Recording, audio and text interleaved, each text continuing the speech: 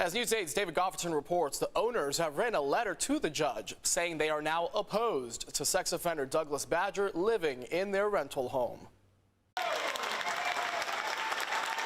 After a week of town hall meetings and protests, the owners of this house in Rancho Bernardo now say they no longer want sexually violent predator Douglas Badger living there. Brian and Ming Zublin had an agreement to rent their home to state contractor Liberty Healthcare to house the 78-year-old after his pending release from a state mental hospital. Liberty Healthcare has grossly misrepresented to both the public and I believe to these property owners the complexity, the risks for placing a sexually violent predator. Former San Diego City Council member Carl DeMaio announced the decision on Zoom after meeting privately with the homeowners. Badger's placement is set for a court hearing on October 29th.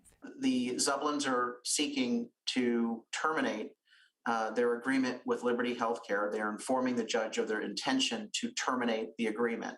In a letter to the judge, the property owner said, quote, "I no longer have confidence in the representations made to me by Liberty Healthcare. The risk to public safety associated with this placement is substantially higher than I was led to believe." The true extent of the number of children in the neighborhood, the fact that a developmentally disabled individual lives literally a few doors down from the property, the number of school bus stops within walking distance.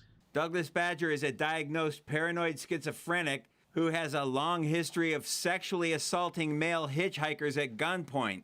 In 1997, he was released from prison and committed under California's sexually violent predator civil law. DeMaio now says he has lost confidence in the state contractor. My own opinion on Liberty Healthcare is they are a fly-by-night operation that really just tries to dupe people into accepting sexually violent predators and hoping nobody figures it out until after it's all a done deal. Carl DeMaio lives in Rancho Bernardo, just a few miles away from the proposed placement home. DeMaio says he now hopes Liberty Healthcare will cancel the upcoming court hearing and start looking for a new location. Jesse? Now, David, that looks like a pretty expensive home. Who pays for the housing, the expenses in a situation like this?